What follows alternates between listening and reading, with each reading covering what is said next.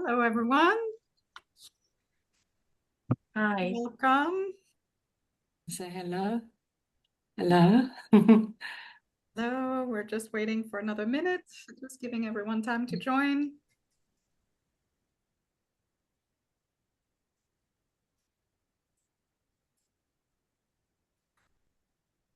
Feel free to introduce yourself while we wait.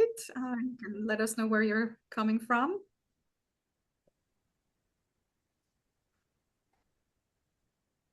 Hi, my name is Leslie. I'm a graduate student at CSUN.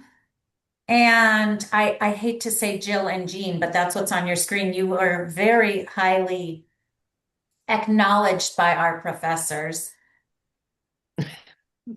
Thank you. Thank you. Hi. Yeah, feel free to Shall use the chat. We're going to start in just a minute. Shall I say hello? You're welcome to. Hello, everybody. I'm Helen Burmer. I'm from Manchester in England, and I hope to meet some of you perhaps in New York on the 27th. Oh, wonderful. Yes, several people here will be there. Okay, so we're going to get started. So welcome to this webinar, Pulsating Practices, of a webinar series. I'm Alex Arnold. I'm the executive consultant for the Taos Institute, and we are a nonprofit virtual educational organization. We promote social constructionist and relational ideas and practices. We're very happy to have you here today. We have a very large group, so thank you wherever you are in the world for making time for us. And if you're interested in other events and resources from the Taos Institute, so we have a website at taosinstitute.net, and we also have an online community that you probably joined when you register for this event. The Taos Institute Commons is free and open to everyone. We have close to 3,000 members in this community, so joining us globally. And as you have probably seen, we have event recordings, announcements for new events. We have a self-paced course, and we have books free for downloading, almost 90 books free for downloading in the library on the Commons. So lots and lots of resources that we invite you to share and spread the word about.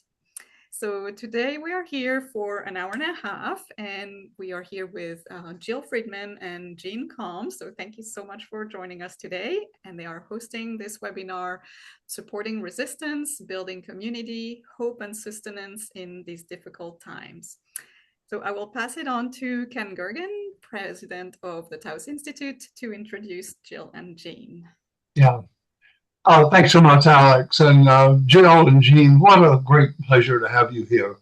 I was just thinking, I was introduced to your work 30 years ago, I think, when you published Narrative Therapy, A Social Construction of Preferred Reality. It was just fantastic. I've been watching your development ever since, sort of over your shoulder, and just so happy to have you here. Jill and Jean are also the other books you've done too since then. One on narrative therapy with couples and so much more, and then also the one on metaphors. Yeah, a symbol, story, and ceremony. I thought no one had done metaphors until you came along, so just terrific that you're here. They're both the co-directors, founders of the Evanston Family Therapy Center. And one of the things that I've noticed over the years that both of you become increasingly concerned with the entanglement of therapy with political and social concerns, the way in which environment begins to impinge on people's lives, politics, oppression, income distribution, and so on, enters into the daily lives we live, and then into the reasons people come into therapy, and then related to how you manage the narratives. So it's no surprise that you should be doing a seminar today on supporting resistance, building community. It's just right in line with what you've been doing, and it's a great pleasure to have you here. So welcome. Thank you, Ken. We're really honored to be invited and to be able to join you all. And you're a hero to us. And we're so happy to have this affiliation with the Taos Institute. Yeah, and we have long admired just all of the development of a worldwide community around these ideas that Taos has done, and we're glad to be here this morning. And also, I just want to say it's so lovely to see some old friends in the group, and hope seeing new ones as well. Yeah. So we're here with a feeling that we don't have a lot of expertise to offer in this area today. What we do have is a lot of lived experience in trying to struggle through the way that the larger socio-cultural context affects the problems that people bring that show up in therapists' offices. And in recent years, with the rise of authoritarianism and the increasing fears and worries about the environment, with more open and overt racism rearing its head again, with economic inequality increasing in the world, there's just more and more desperation among all of us. And I would imagine I'm not alone in saying that I have a daily struggle with this when I read the headlines. And maybe that's why a lot of you are here. So we're hoping to share a couple of ideas from the narrative therapy world that we found useful in dealing with these kinds of problems. And we're hoping that will spur some reflections and some comments from you. We're hoping to leave this seminar refreshed and recharged and with some new ideas ourselves. So let's go, Jill. Okay. So when we read what we said we were going to do, we realized it was way too much to do. So we're going to mostly focus on the collaborative document, but we want to start out by just saying a little bit about the idea of the absent but implicit.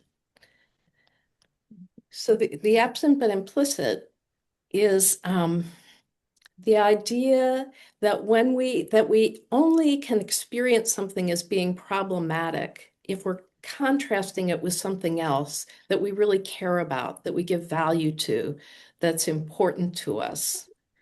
And so that sort of shaped our thinking when we hear people talking about distress and not being able to do anything. We're wondering what it is that they really give value to and cherish that is being, that they can't express or that they feel is being lost. So the thing about the implicit part is that always for a utterance to have meaning, there's a background that meaning exists against. So if somebody is talking about despair, then that despair is over the absence of something, over the inability to express something, over something they want to happen, some desire they have that is not being present in their life. And that's why we call it the absent but implicit.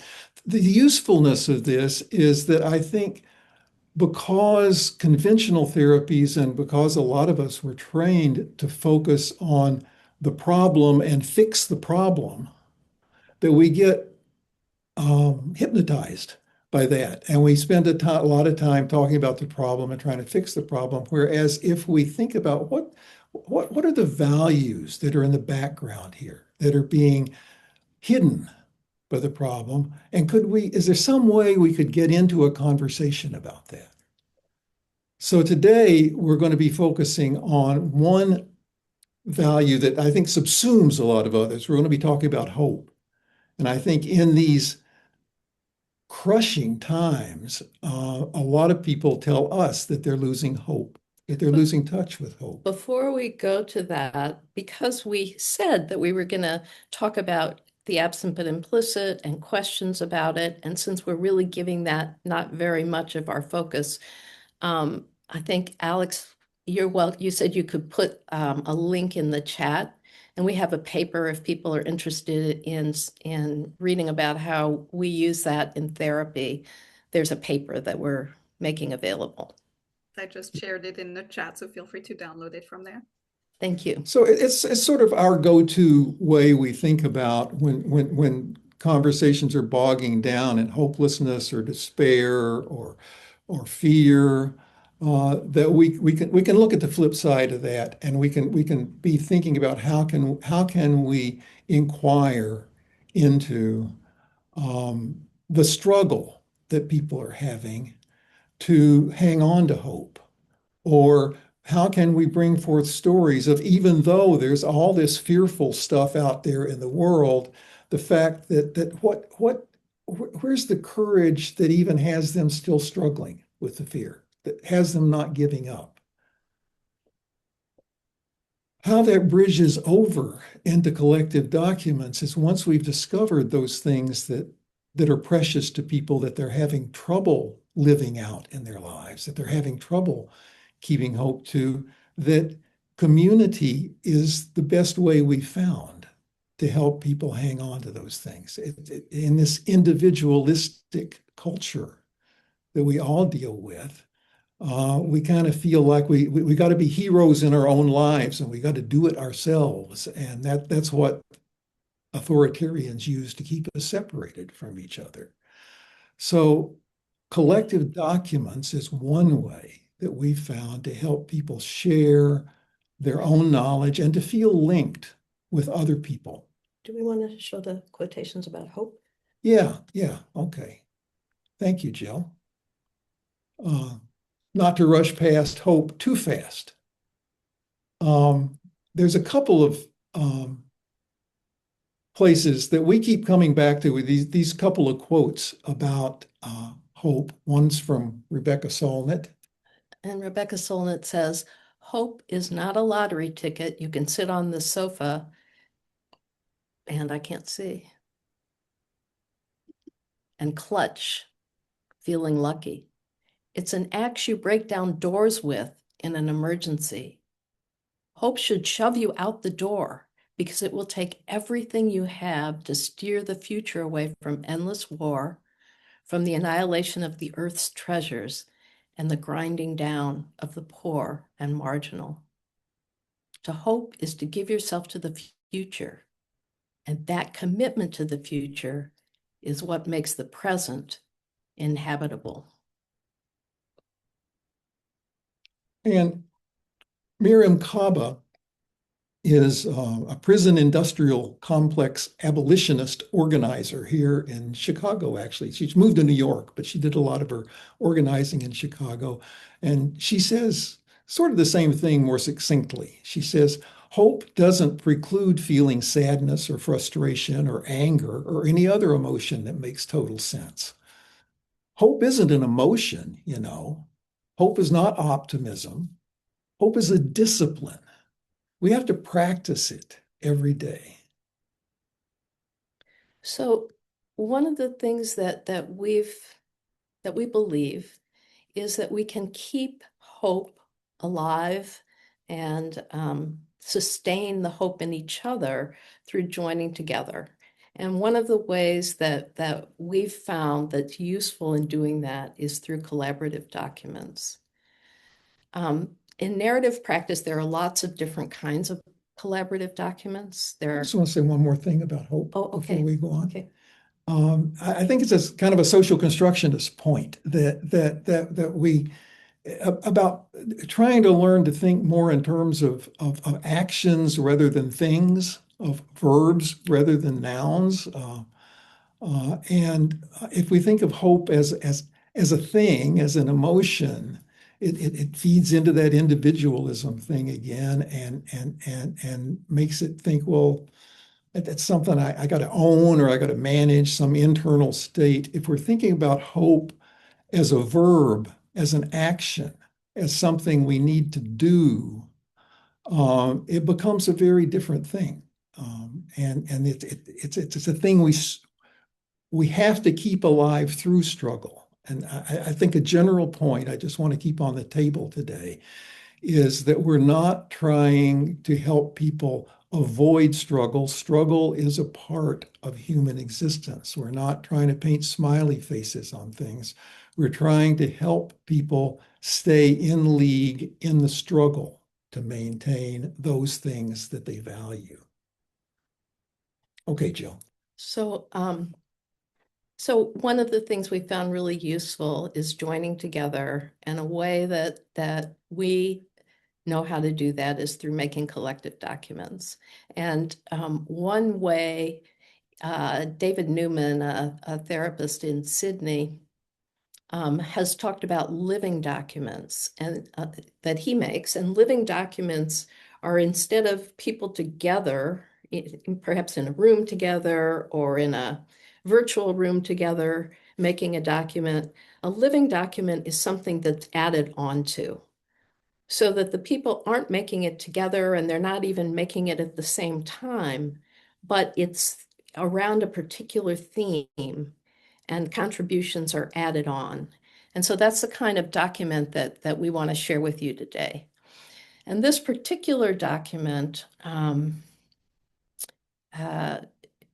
we were talking about different kinds of collaborative documents in a small workshop. And the idea emerged, I'm not even sure how it emerged, to make a document that responded to the despair of the time. And in making this document, we came up with two questions. We left people with two questions, and that people then through email began to respond. So we have people who were at two very small workshops who responded, and then we wrote to a few people who have written to us messages of solidarity from other countries. So we thought they might have something important to say, since they had been so sustaining of us. So these are the two questions and people were also free to just write whatever they wanted in relationship to the theme of hope, and the theme of what's happening, not just in the United States, but in many places in the world, that's creating terror and a sense of hopelessness. So the questions that we suggested: one, many of us experience terror and fear, and others of us struggle with a sense of hopelessness in the face of authoritarianism, fascism, and other challenges of this time. Can you name and describe an act of resistance in the face of this? And the other question was, how can we invite each other to join together in solidarity around this act? So we began making a document based on what people sent to us. And I believe that Bao, who's with us today, created the title of the document, Resistance in the Face of Terror. Some of the people who contributed to the document are here and have agreed that they would read their parts. So we're going to ask to start with Michelle. And Michelle, if you would like to, you could say just a phrase locating yourself, however you would like. No, thank you. Can you hear me? I think The other Michelle. Oh, sorry. You'll come. We have you too, Michelle. We're both one L's, which is very strange. So that's I fine. know. Go So ahead. We are. if you would start though, Michelle. Yeah, and sorry, Jill, a phrase locating myself. Can you help me? Well, if you want to say where you live or what's Sure. important, just anything to just give To let people know where you're calling in from, Yeah. both physically and whatever else. Yeah. I'm from Chicago, but I'm actually calling in from Miami, and so I'm actually in a place of a lot of warmth and sun, and it feels very different than if I was in Chicago. So it's kind of where I'm at right now. Um, and here are some ways that I should go into it then. I just want to make sure. Okay. Please. Here are some ways that I resist. Not being a neutral therapist. So I'm talking about these topics and issues with my clients and supporting their own acts of resistance, seeing protest as a form of self-care for some clients, seeing self-care as a form of resistance for others, participating in protests myself, using my social media accounts to share knowledge and information about what is going on to keep others informed, finding joy and places to experience joy as a queer woman so that my joy is not taken away in these moments, leading white accountability groups, coaching white professionals to better understand their own white identities and racist thoughts and behaviors so they can make change within their circles.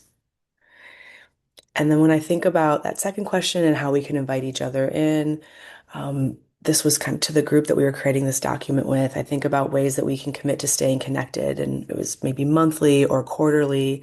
How can we all create space to hold each other and challenge each other and support each other? Thanks, Michelle. Okay, we're going to continue with Bao. I saw you here, Bao. Hi. Hi. Okay, so for me, I am in Milwaukee. You might hear my daughter running around. It's hard when you're a mom to 2-year-olds, but yeah, I'm trying to really focus this hour. So for me, anger, frustration, maybe even a sense of powerlessness is a way to describe how I've been feeling since the beginning of the year. So 2025, y'all. So different feelings now, but as I have allowed myself to feel these things and in continuing to do the narrative work with my clients, I've been drawn to the idea of creating or not creating space for something. And I think about what those in power are wanting to create space for. For them, it's anger, powerlessness, hatred, etc. Then I started to think about what is it is that they are trying to so hard to minimize space for empathy. So for me, my act of resistance is to stay connected with and to protect empathy and to use empathy to guide how I interact with those that I love and those that I work with. I think we can invite others in together in just sharing our stories and maintaining that human connection. Thanks, Bao. Okay, Emma. Good morning. I am in California. Um, and I don't have anything profound to say about this. I'm just trying to hold on to hope and find small moments of joy. I am encountering or pushing back against ideas related to doing enough, the measure of success as the outcome, and pointlessness in trying. My outlook is that something is better than nothing, and it matters to me that people are trying even if it doesn't lead anywhere. I hold a lot of different stories of my friends, family, and the people I work with caring in different ways. My dad running for a political office in a race where the odds are stacked against him because he believes someone should. My friends pouring their time into organizing campaigns because they believe in the power of workers and collective action. My sister raising her kids with curiosity so they question. The teenagers I work with using poetry, art to stand up against. I get to hear a lot of stories of hope, which sometimes come in an absent but implicit form. I think it would be hard to hold on to hope without these stories swirling around me. I believe this answers the second question too. I think this is solidarity, sharing our hope together. Thanks, Emma. So the next person who contributed is Danielle, who lives in Vienna. Danielle's hiking right now, so she couldn't be here. Hiking in the Sahara Hiking Desert. in the Sahara Desert, yes. But this is from Danielle. What helps me personally to not lose hope? I have a place in my garden where I recharge, and I go and sit there not only in my free time, but also after or before challenging therapeutic situations. To see nature, to observe birds and insects drinking from the pond, to hear their singing, their chirping and creaking, to hear the wind in the trees, to see the sun sparkle on the water or the raindrops dance on it. All this connects me with an idea of being in the world that calms me down and gives me strength at the same time. Strength to continue to hope and trust. I then continue to refuse to only expect the worst from people. I continue to trust and hope that humans mean well and have the potential to care for others, to see the beauty and dignity in every creature, be they human, plant, or animal. And I continue to hope that as we share these thoughts, we connect with others who are also resisting.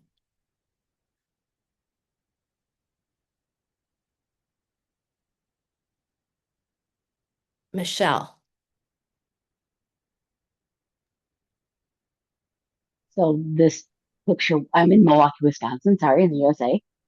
This picture will hopefully make a little bit more sense if you go to, I assume, the next slide.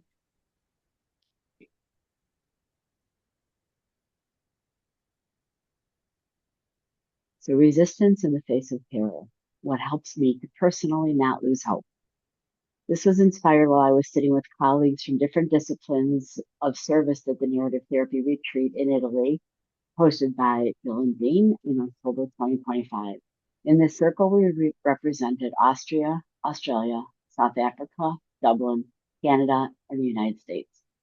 12 people acknowledging their privilege, building connection, sharing narratives, individually defining, yet collectively holding, stretching, pushing, pulling, transcontinentally raising our voices for others who are forced and coerced into silence. These are the opportunities I see to be one in many moving towards unique expressions of justice and healing. Thanks, Michelle.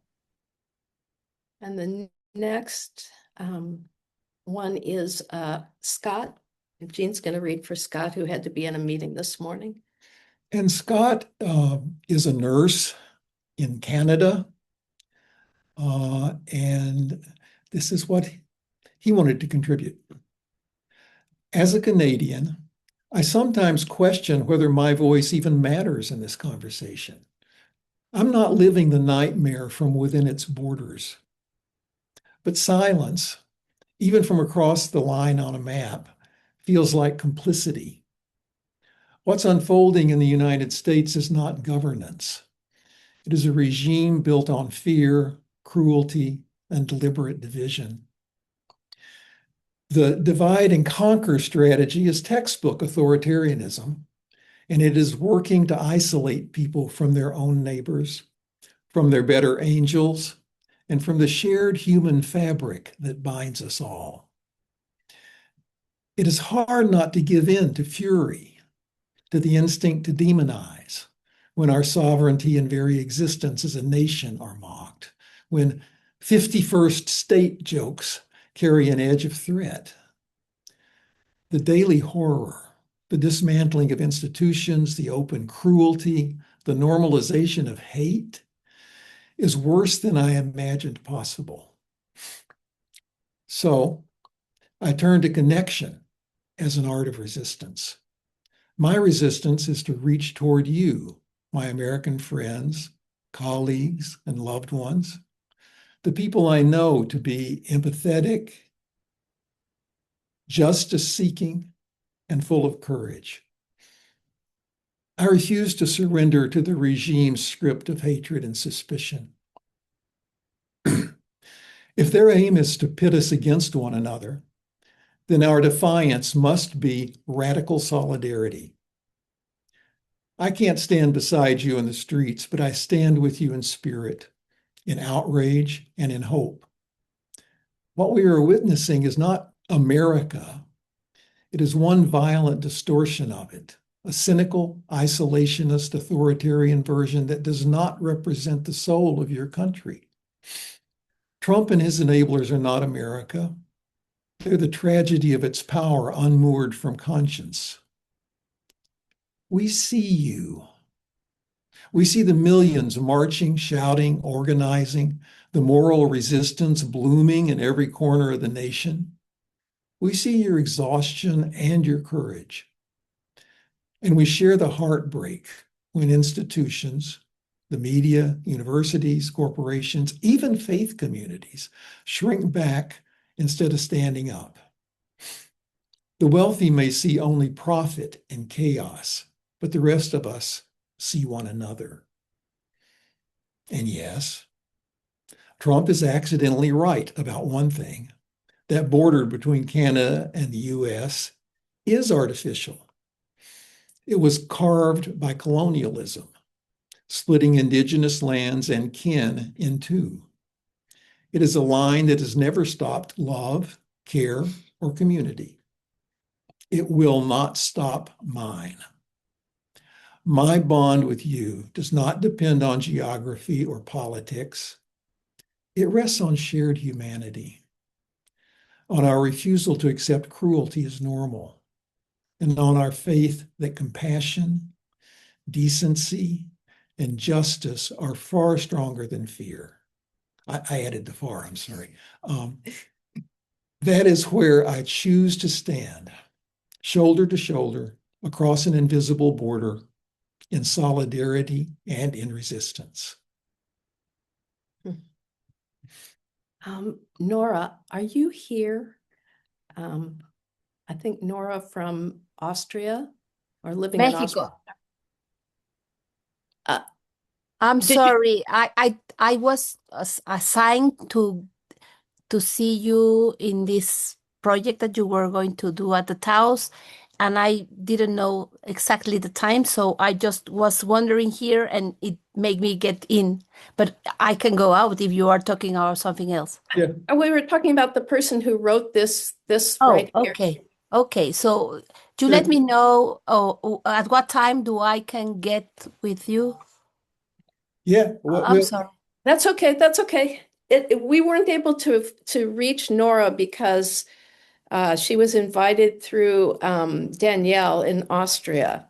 So I don't know if that Nora is So here. Nora is a friend of Danielle. Or a student, I think, maybe. Yes, Oh. yes, I'm Are you here. here? You're here. Okay, Okay, great, good. great. Thank you. Okay. Hi, greetings from Palestine. So, do you want me to read it or? Yeah, yes, thank you for being here. And we would love to hear you read it. And we're glad that you could come. And are you in Palestine at the moment? Yeah, now almost a year. I left Austria last year, and I thought I need to be here at these hard moments. Yes, thank you. Yeah. So, I often wonder what to do when I feel I can't bear the weight of the injustice around me. I keep reminding myself to hold on to hope, but sometimes even hope feels heavy with pain, and I ask myself, how can I care for it gently? Over time, I have realized that hope can be nourished by the small miracles we witness among ourselves. We may feel paralyzed, unable to stop wars in different parts of the world, or to end the ongoing horrific occupation, yet there is something magical in connecting with others who still choose to spread light despite the darkness. It's through them that miracles are created, and through them that I gather strength to face the injustice I witness. Indeed, hope grows from the miracles of those who carry light despite their pain. Whenever I walk and see people smiling amid hardship, I remember how life continues to be held together by people from all corners of the world who choose to support one another. It feels like magic spreading, how someone far away speaking words for understanding while sharing the weight of pain can restore my belief that we are not alone in this dark tunnel. Perhaps not everyone sees it, but every act, connection, every hand, voice, or message reaching across distance keeps hope alive in the face of injustice. Thank you, Nora. Thanks. And then Denise. Denise from Rwanda, are you here? Yes, I'm here a little. Can you see me? Yes. Hi, Denise. Thank you for being here. Of course. Thank you for having me. I'm Denise, and I'm logging in from Kigali right now. So to me, resistance in the face of terror looks like embodying freedom and allowing room for imagination. As a young queer woman working with marginalized populations, it is of utmost importance that I embody freedom in myself. This process requires a lot of introspection and honesty. I exist as many things in Rwanda, as many people do in their own lives. though I am part of a minority community when it comes to queerness. When it comes to queerness, I am also quite privileged in my education and economic status. Freedom to me is honesty. It is sincerity in how I relate to others. Authoritarianism and fascism are the antithesis to sincerity and honesty. If they're not killing people directly, they're breaking down their mental health. Fear, mistrust, loneliness, and feelings of foreshadowing futures. These are feelings that I encounter quite often. And it is no wonder the hopelessness that makes a home in such moments. As a friend, community member, or narrative practitioner, it is important that I show up with an open mind and heart. I need to create an environment where people can talk about the state of the world freely and without judgment. They can express fear, anger, resentment, hopelessness, hopefulness and hopelessness, and despair. My responsibility is to not shy away from them. I must face these feelings and at times allow. Sorry. Thank you. It's okay. And at times allow myself to reflect them. Show that I too am afraid, I too am angry, and I too feel hopeless at times. But I must never lose the ability to imagine otherwise.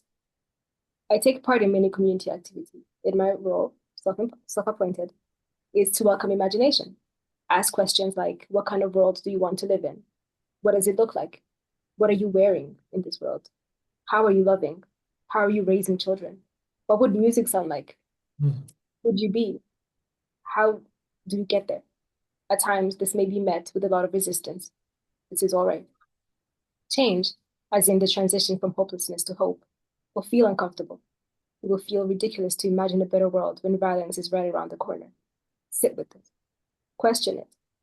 If violence is always around the corner, then what? What do we do? Engaging sincerely with these feelings is always important. It allows for collective thinking. Then maybe there will be moments of laughter and possibly even hope. To imagine is to hope, and to hope is to resist. This exercise can be done in community with others, but it is also a good one to do alone in a journal. However, if done alone, there must always be time for sharing so that a vacuum is not created. Thanks, Denise. And this, so far, last entry in the document comes from Billy. Billy is what he calls himself an action therapist, working with very marginalized Indigenous youth in Canada. Billy says, when I think about resistance, I don't first think about standing against something.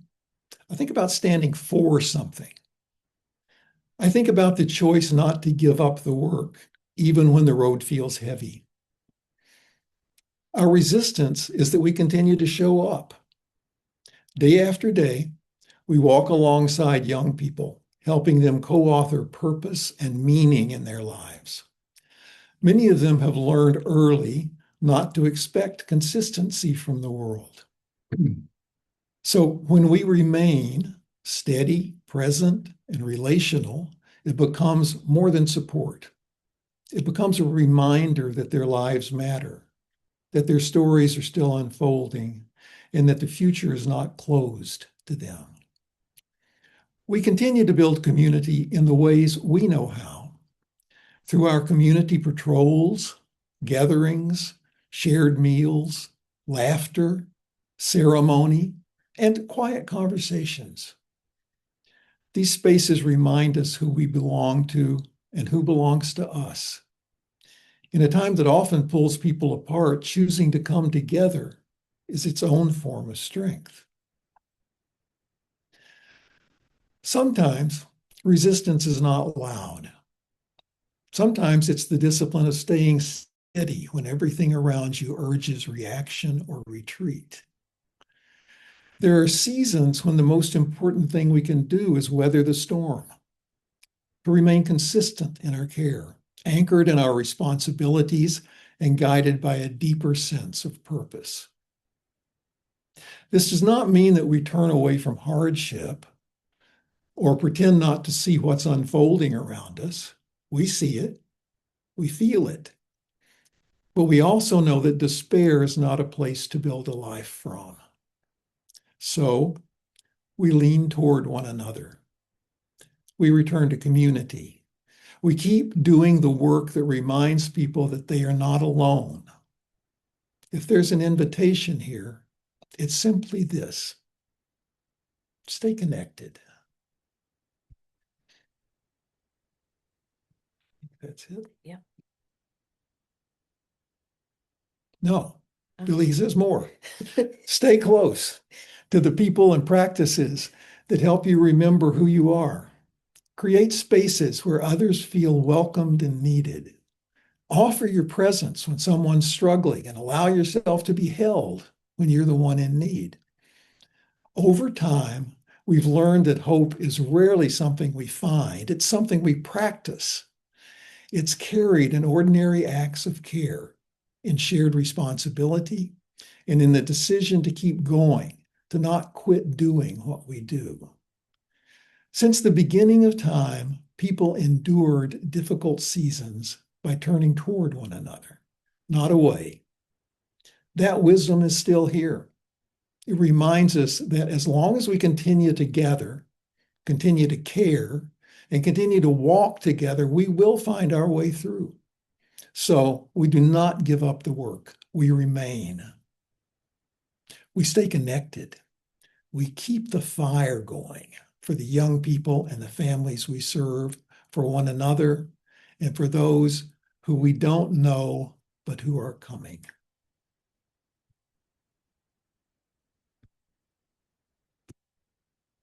Okay, so yeah, thank you. We would like to open up to, we would like to ask those who gave these contributions, if you have anything you would say about what it was like to be part of this process, where it took you. And just before that, okay. Jill sometimes says that I'm the champion of the obvious. So I just want to say a couple of things about the way these documents work for me. That it's more than just a collection of kind of individual knowledges and bringing them together. There's a ceremonial aspect to the making and the resharing of a document like this. Every time we reread it, I think it builds another layer of community. The act of making a contribution and having it entered in the list binds us together, the people that have done this. We only met Denise through the email now, but now I know that I'm going to be thinking about Denise and looking for opportunities to continue my connection with her, and that's just an example. So I just wanted to, there's a whole lot going on in the making and sharing of one of these documents, and maybe people who've contributed can say a little bit more about that as they your respond. experience, what it was like for you. What it's been like for you.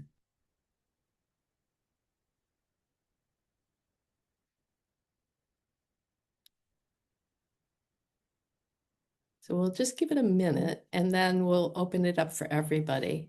But I know several of you have said some things to us about what it's been like to be part of the process. This is one of those junctures where we're all such polite people that nobody wants to be the first one to hog all the space. But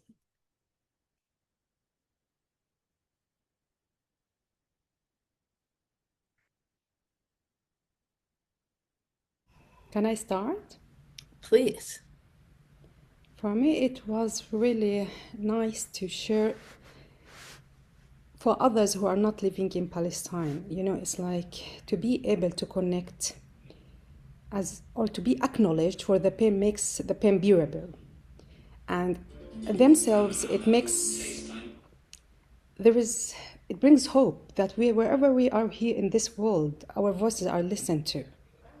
It's not only by those who control the power, you know, the media, the story, the narratives, all these ugly faces we see, we witness every day. No. I feel this is the beauty for human beings. And it helps, honestly, wherever I do, there's always hope to go to work, bring hope.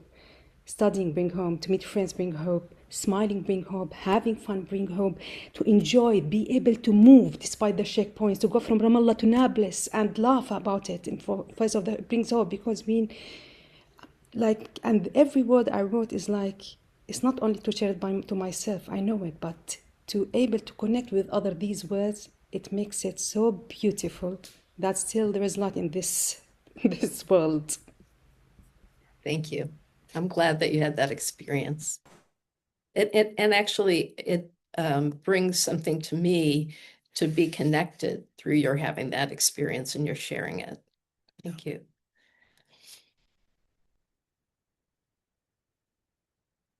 Okay. Anybody else? Michelle, I think you're talking, but I can't hear you. I just started. I wasn't sure. So for me, I was surprised that something came to me. I tend to be a spontaneous writer, is what I'll call it.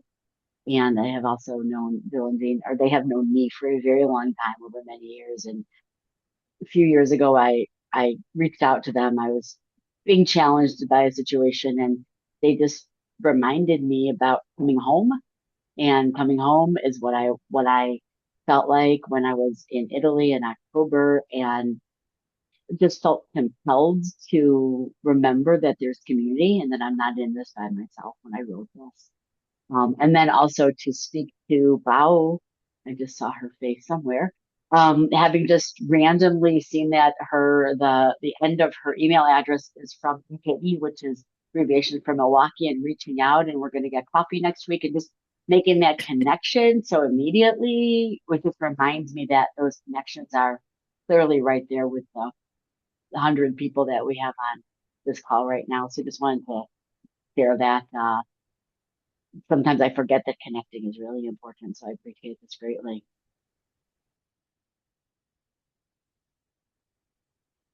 Thanks, Michelle. I want to say something about home, but I don't know what it is, but thank you. I'll keep thinking about that. I see your face up there, Emil. I don't know if you want to say anything more.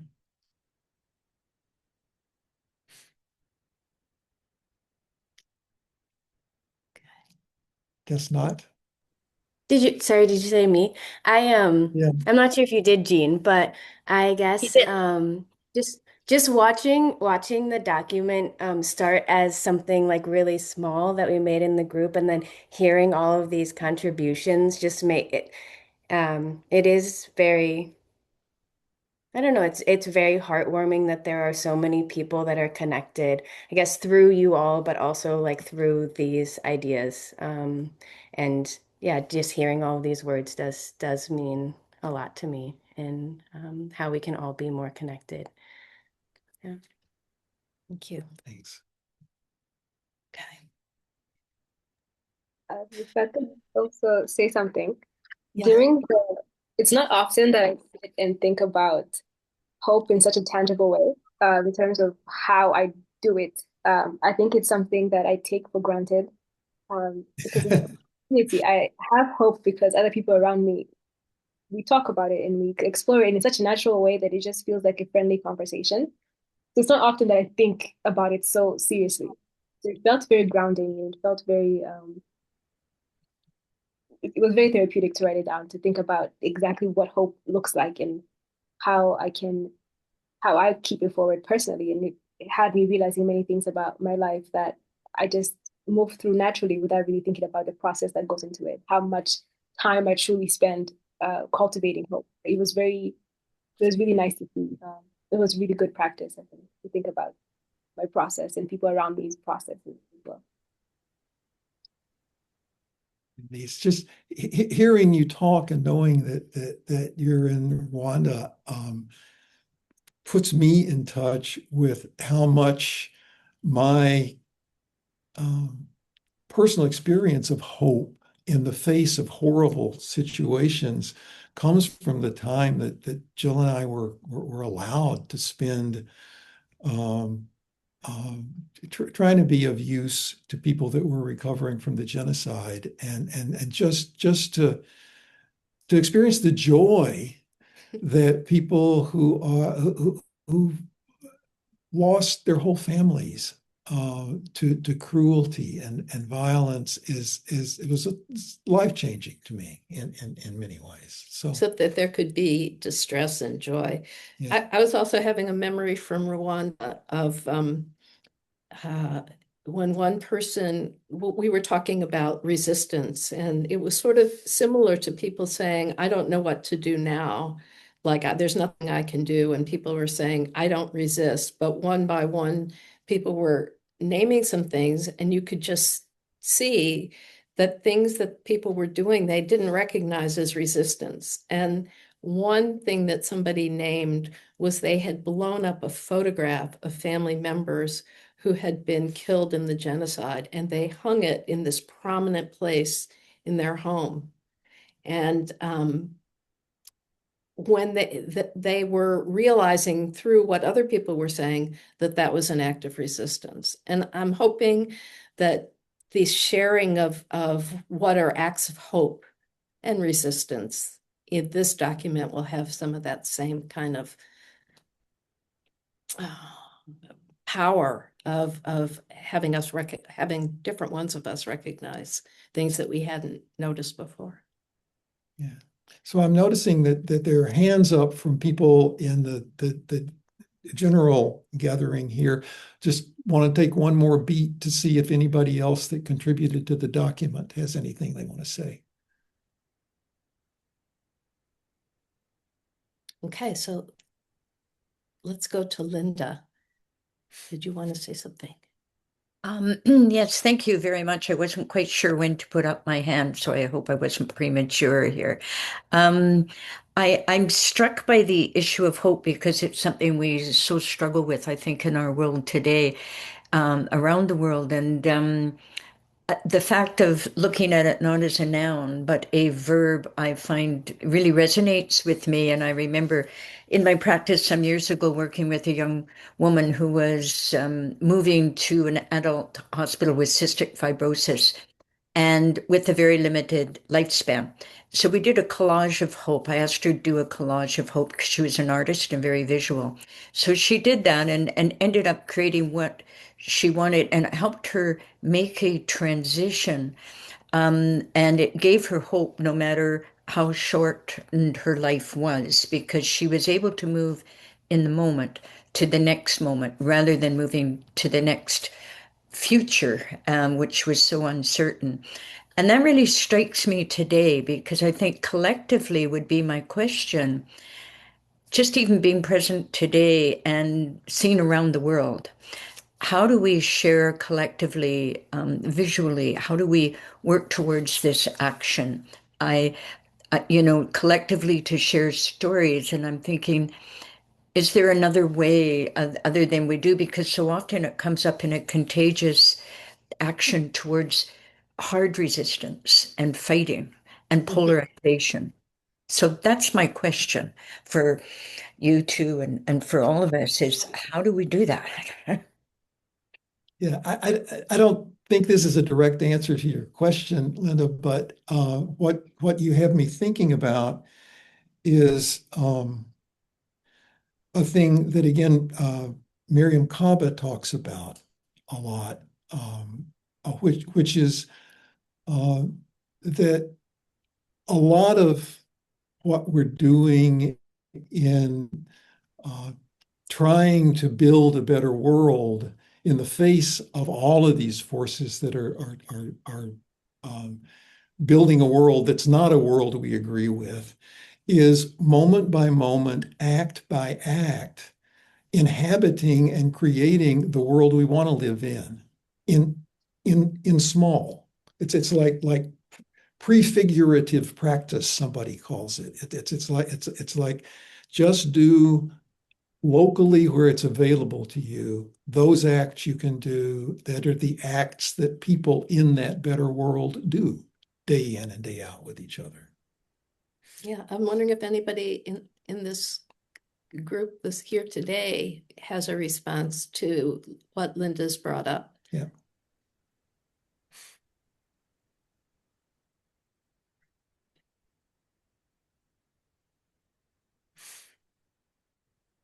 I really love that story that you told about the collage.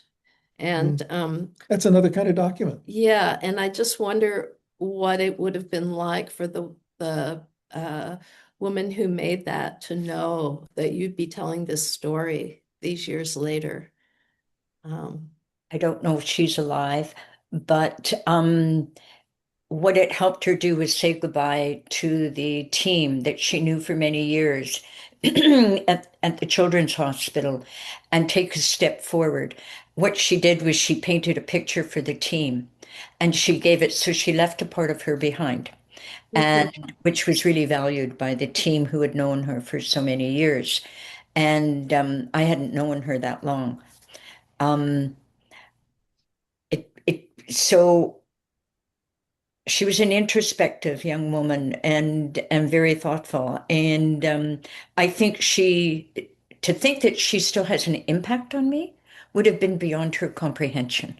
But it has never gone away. Her courage, her movement, and her willingness to take action and move ahead.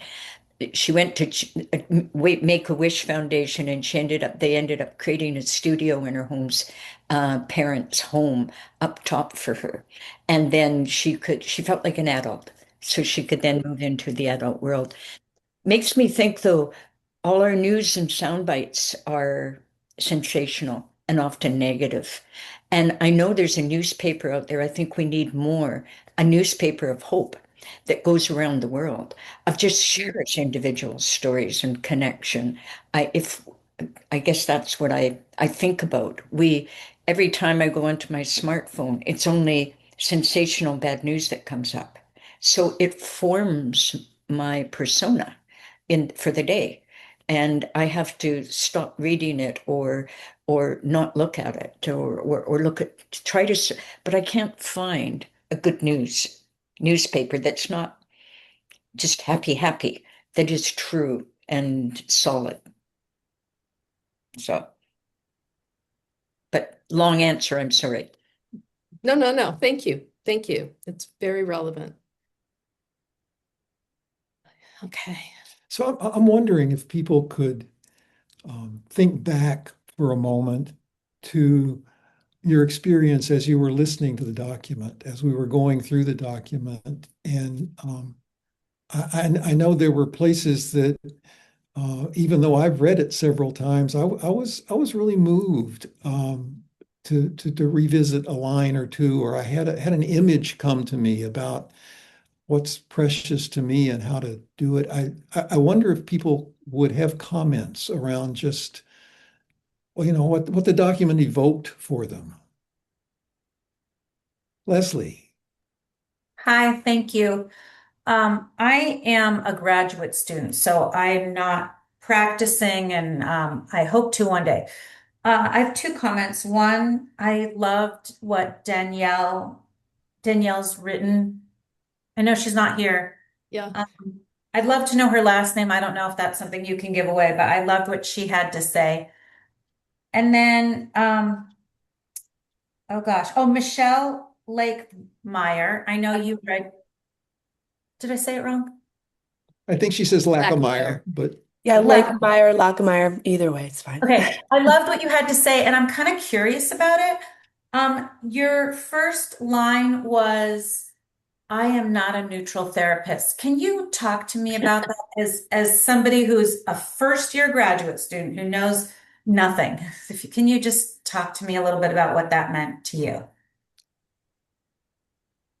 Yeah, I'm trying to think of how I would be succinct in that. But I always think of the quote, it was Desmond Tutu, if you're neutral, then you've chosen the side of the oppressor.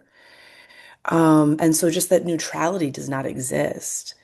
And kind of bunking that, but then also holding that I'm also not here to convince you of my opinion either. That's not it either. And so how do we hold like both of those things? And I talk a lot about power with my clients and understanding power, individual and collective. So yeah, I think there's many ways, but maybe that's what I would say initially. But if you want to also continue to talk about this, I'm very, very open to that. I don't know if that's helpful or it feels like you want to talk more. I think like once client, I mean, because with my clients, we're talking about systems of oppression too. So we're not gonna debate if like racism and sexism and homophobia exist, which also means that I'm not a clinician for everybody either, right? Um, I I mean, this is as somebody who doesn't practice. I'm literally like an infant just out of the womb, trying to figure out this world. Um, I I feel like part of my job, and this could be so wrong, but this is just I'm just expressing my side of this, is I feel like my part of the job is to try to be, maybe neutral is the wrong word, but to try to hear what people are saying. You know, I have my own beliefs and I'm very opinionated, and yet I want to, and maybe this isn't real, I want to be the best therapist to those that I encounter. Now, I don't know if I'll have a choice. I could have someone who batters women. I'm not saying that, oh yes, I'm all about that, but everybody deserves to have therapy. Everybody is human. And, you know, even in narrative, the problems are the problems. The people are not the problems. So Yeah. I'm just trying to unravel all this. Yeah, and Jill and Jean, I don't know if you want to jump in too, but I think for me, what comes up as you ask that is patience. A lot of patience and it's a lot of question asking and a lot of curiosity more than it is, right, me jumping in and labeling things or giving language to things necessarily. Just right, I think about those of us who work with folks who've like sexually assaulted people, right? Like those who've harmed folks, right? Like everyone does deserve space to explore and be, and so like how do we ask a lot of questions rather than necessarily like giving folks like, telling people. And I'm seeing in the chat too, right? Like, yeah, like how professionalism is wrapped up in like white supremacy and patriarchy, right? And like, how do we start to unpack the stuff in ourselves and how it shows up? I'll say just a little more. Jill will help me be sure it's only just a little more. Uh, uh, I think the kind of stories that we're wanting to assist people in telling for themselves when we're seeing them in narrative therapy are stories of struggle. And it's where the politics comes in is asking questions that are very small, a little bitty step at a time questions that our intent is to help people describe for themselves what it is they're up against, what it is they're up against in their socio-cultural context. So, and I may have my assumptions about that when somebody comes to see me, and often my assumptions are wrong. But if I'm just asking what's getting in, what do you want, and what's getting in the way of what you want, and I'm thinking that my curiosity about what's getting in the way is not some inborn error of metabolism. It's something in the larger society. It is something like economic inequality, or the fact that they can't pay the rent this month, or that they've got a boss that they can't stand, but they can't give up the job that they're stuck in. And I think bringing forth that that's what a person's context is and helping them articulate that for themselves and have a witness to that is where the politics comes in for me. I don't know if that's responsive to your question or not. And I don't know if other people, if we're.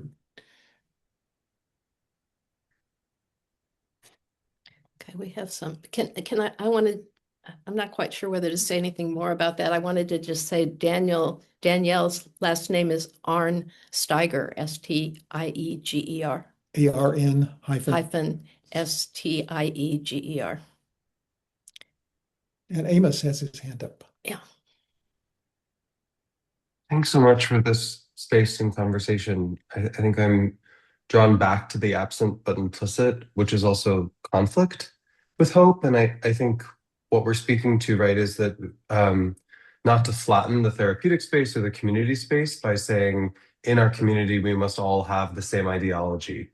And if not, then you're out of our community. But to instead welcome conflict, welcome being present with our bodies being activated, with our minds racing with that sort of fear response, and choosing that we don't know where this conversation is going, but it finds some sense of resolution. It finds some sense of pause, even if it's at the edge of the cliff, that's okay. And so I just was struck by all of the people speaking from different areas of the world where there is conflict, where there is pain and suffering, and that somehow embracing that also allows us to hope. And without that, it's sort of a false idol. Mm-hmm. Yeah. Well said. I when I'm first meeting people, I ask them if they have any questions they want to ask me, and that's a confusing because if you think of therapists as just sort of a blank slate, well, why would you ask questions? And I say something like, you're deciding whether to open your life to me, so you might want to know something about where I'm coming from. And so that's the beginning of not being neutral, I think. It's being a person with different experiences, and I think that's important. Yeah, but I agree with you. There's room for so much. And I think that's the other thing that you're reawakening my awareness of with your comments saying this is that in building community, I think one of the skills that my culture doesn't teach me and tries to pull me away from a lot is that conflict equals enemies. That conflict is a dividing thing, and that I'm against somebody if I have a different opinion. And if we're going to build community, we have to build tolerance for a wide variety of ideas. But there's a few things we would want to have communities opposing too.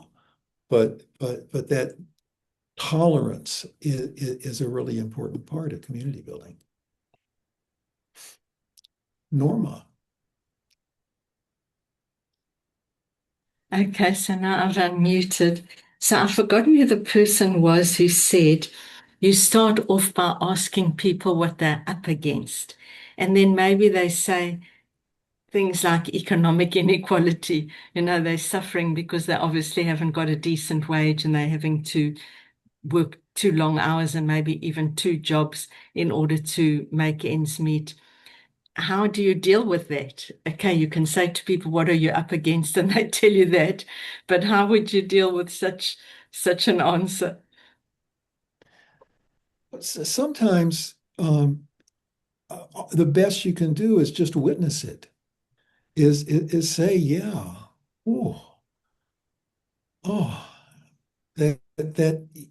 that's a problem. But usually we can go a little further than that. Usually in the witnessing, something happens and other ideas are possible. And one of those is connection with other people that are facing the same sort of problem. And one of the things that can emerge from this, if we're thinking collectively and thinking about building collectivities, is people can form unions. I mean, that's a huge step, but one step toward forming a movement that is for economic equality, or at least economic fairness, is the realization in the witnessing among each other that is the problem we're facing, or that's one of the problems we're facing. One of the things that makes these kinds of documents fitting in the kind of work we do is it's relying on knowledge of the people that we're working with. So it's insider knowledge. And so sometimes we also could connect people with other people struggling with the same kind of thing, and they have insider knowledge about it. And I think that what we're talking about today rests on the idea that we're not thinking about problems as being about we're not locating them inside of people, we're locating them in the larger sociocultural context. And so ideas about keeping everything within those four walls of therapy no longer make sense. That those are ideas of confidentiality are based on pathologizing discourses that locate problems in people. So that doesn't mean people don't have a right to privacy. Of course they do. But when we think bigger, we can also think about how can we link people with others who have insider knowledge that might be able to respond to some of those larger sociocultural contexts that are supporting what they're finding problematic.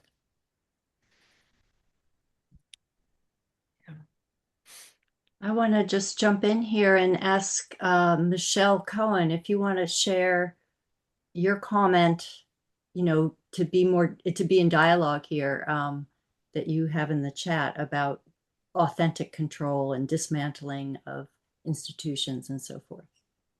Sure. This was in response to Leslie was your name, the newest or new student of practice. So I said that because I do work with a lot of folks who have done some pretty rotten things to other people. It's just the way that I'll describe it. And so I ask questions around authentic control, and I think about how did people learn about control and power, and do they even realize that the words control and power might be the way that they are viewed in terms of the things that they have done to others? I ask about, how did they come to realize that those narratives filled the gaps in their ways of being? So their voice wasn't heard. How did they learn that an aggressive behavior might force somebody into listening? And would they be willing? And I'd say not even wanting. I discern between moving towards and moving away from, and wanting and willingness. In terms of would they be willing to even listen to some other ways to think about it? And that's a place where I find that I can insert myself in my practices and my beliefs openly and honestly, because there will be people that aren't going to want to see me for counseling, and that's fine. I want everybody to get the best assistance that they need. And so I've learned long ago in 30 years of practice that I'm not going to be for everybody. But I do take the opportunity to bring that political and kind of cultural space to expand. Just openness, just dialogue. And sometimes people don't even realize that we're actually talking about a way that they have been thinking, or a way that they have been coerced into believing that by coming from a position of authority and power and danger at times to other people, that there might be ways to begin to shift that narrative and shift that perspective. So I have a consultant that I work with at times who reminds me that slow is the new fast. And I guess I want to say to Leslie is that please be patient with yourself, and be patient with others, because I sometimes I don't know till I'm 5 or 6 sessions in that I might not be the right person for this person. And they might not even realize that they're not the right person, that I'm not the right person for them either. And I do a lot of co-vision, co-advising with students. And one thing I just tell them is that change is truly a process, and you can't rush it. And as a narrative practitioner, sitting with that, someone had mentioned earlier about patience. I can't remember who that was. I'm sorry, but about having patience and intervening in those moments. So that's the way I've been able to work with some really challenging folks around power and control. Thank you.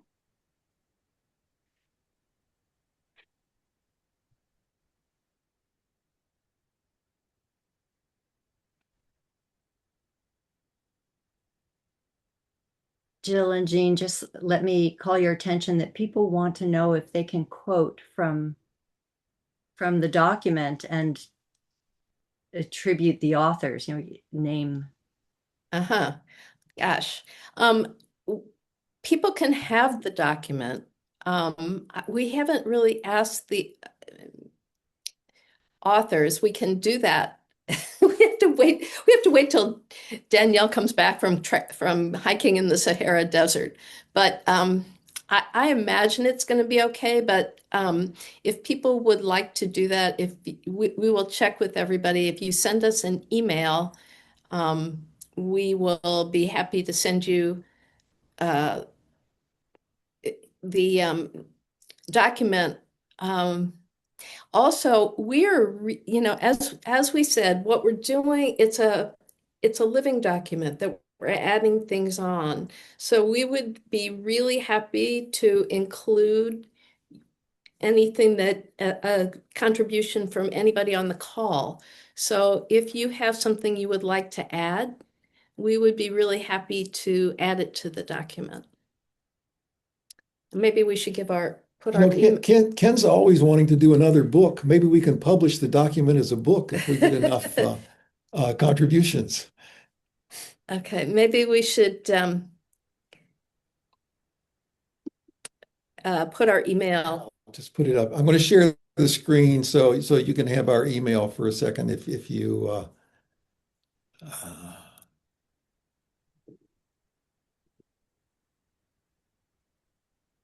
So here's our contact information. If you want to contact us around the document or anything else. Yeah, and if you want to contribute something, please do. And I see Ken would like to say something. Where's Ken? There's so many things I'd like to say, but just on the document for a moment. You talk about connection, but the one thing that's sort of lacking there is the affirmation. That is, you say the words, but are they heard? Does anyone care? That moment of affirmation where someone says yes, it absolutely changes the sense of what you're doing. And whether the document might ultimately include reactions to those people say, yes, I do that as well, or how do you do that, or could we do that together, or something of that sort. So it becomes a real connection among people, something to think about. Yeah, when we decided to ask people to, if we could share the document here, the people who had contributed, and whether they had something, what it was like, we got these really strong responses, which were not shared here for some reason. I don't know, it might be like not wanting to center themselves, or I don't know what, but those were really powerful to hear. That somebody said it meant so much to me that you wanted to share my response. This whole experience has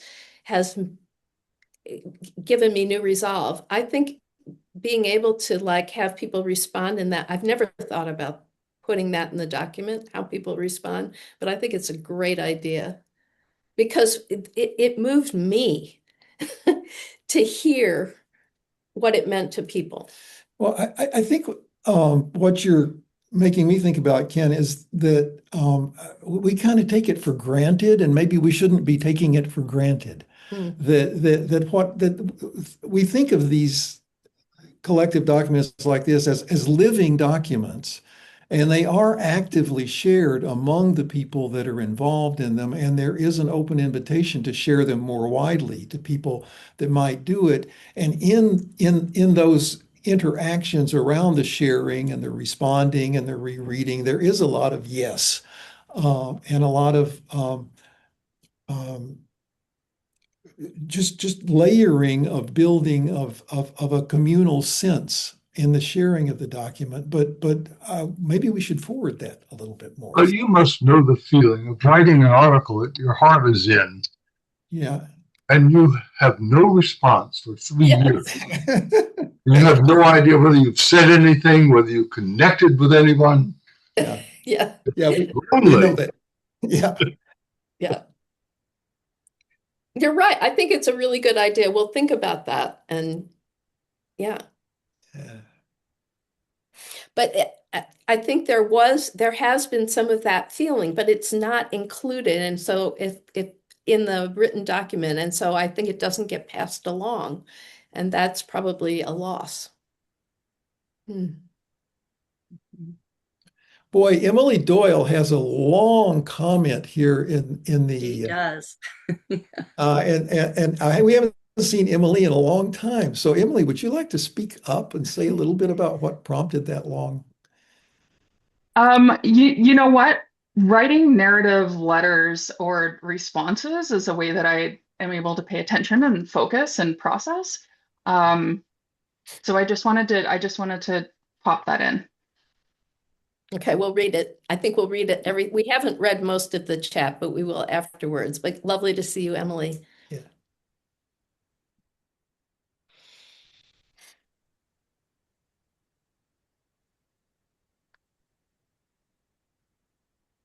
Deborah.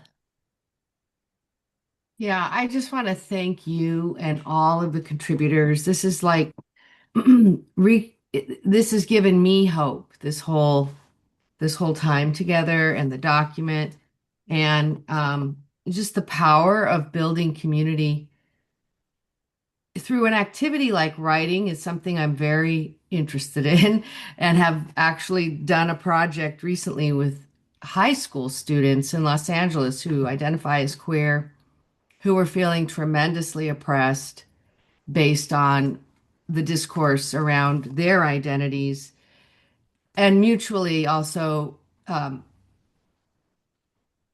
many of them coming from immigrant households or immigrants themselves dealing with that terror in Los Angeles. And so they wrote something very similar and we read together and my students read back to them their own stories. And it was such a powerful experience. It blew my mind. It blew their minds. And we're continuing this activity year now after year. And it was just to kind of like rekindle some hope in there because they were in such a crisis, this population, this group, ninth graders to 12th graders. And the work they did was beautiful. Like similar art, stories, little films, because they're so talented. I wonder if you could publish something about that. I hope to. That's the goal. Yes, we're working on that. But because they're minors, it's been a little complicated and because they're not out to their families. That context makes it very complicated. And so it's looking at the impact. I'm not sure. We're kind of exploring that, but I just wanted to say this activity, it really has such intentionality, yet such flexibility to be like whatever wants to come.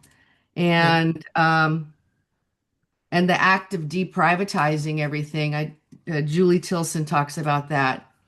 And I love that concept. And I think for communities that are hiding or feeling, the immigrant community right now are feeling that their stories cannot be out, right?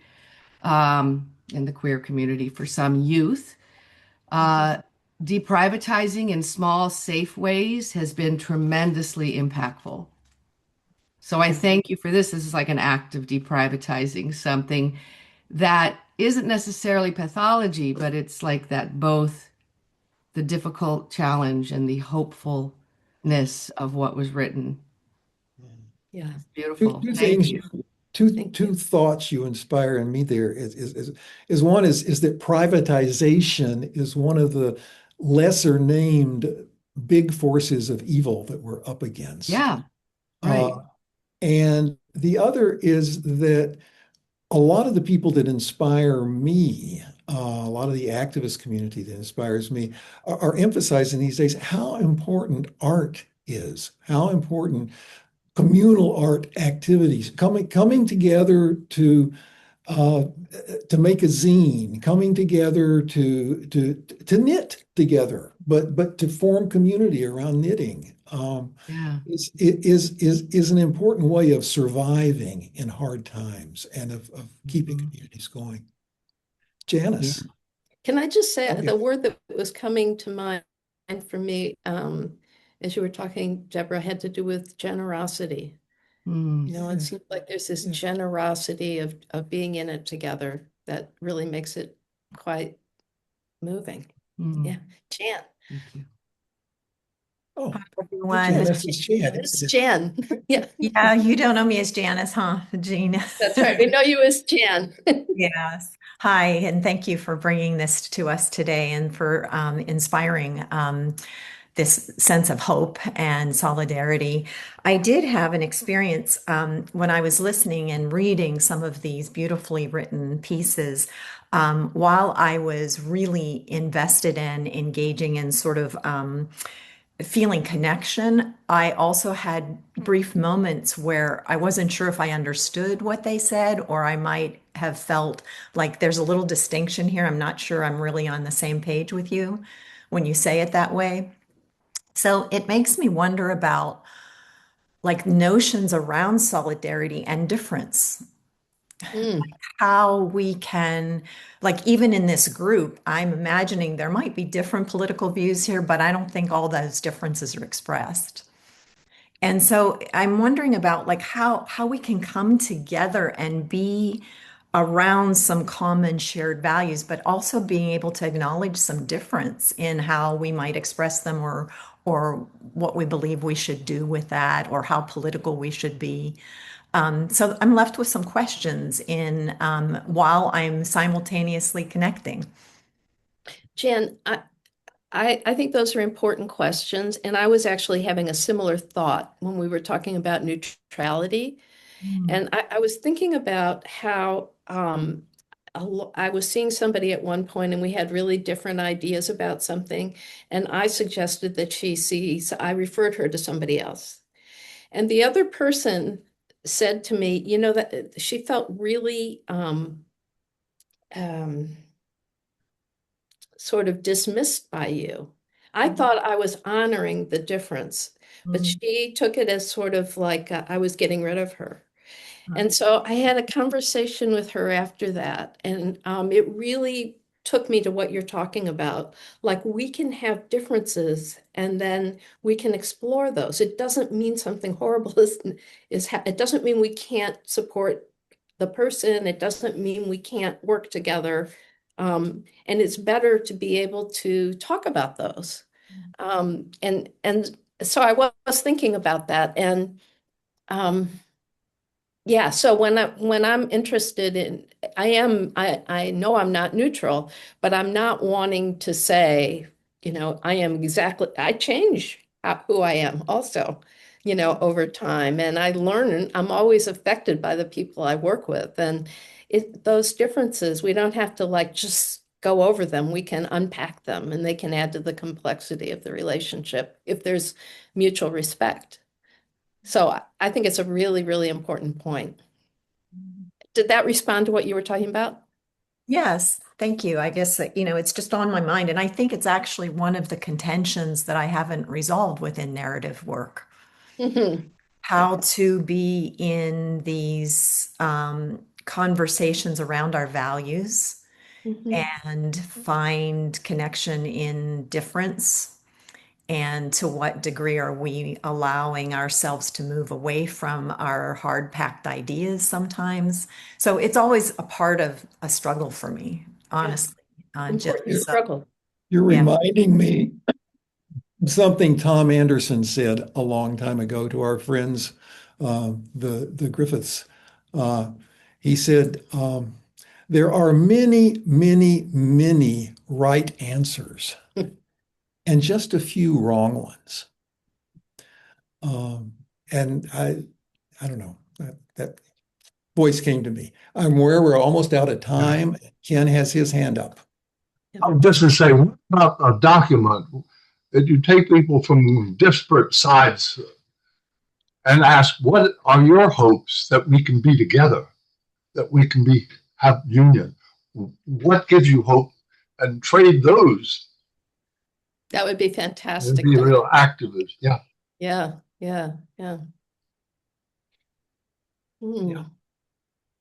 I think we're out of time. Yes, so we're at the top of the hour, so we are going to wrap up. So any final words? Oh, let me just say, Nora earlier had something, and we didn't get back. I forgot until just this moment. So Nora, send us an email. yeah, I'm sorry. We just lost track. Thank you guys so much, by the way.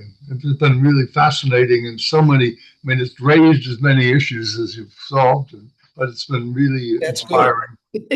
Thank you. Thank you. Thank you for like letting us be part of this community and meet with all of you. It's like it's really been great to be able to share this. Yeah. Thank you. Thank you very much. Thank you so much. And everyone, you're invited to join the comments or continue the conversation. Post your comments in the comments on the event page, and the recording will be shared. So feel free to spread that as well. And again, Jill and Jean, thank you so much for holding the space today and for being here with us. Thanks for the invitation. Thank you. Okay. And yeah.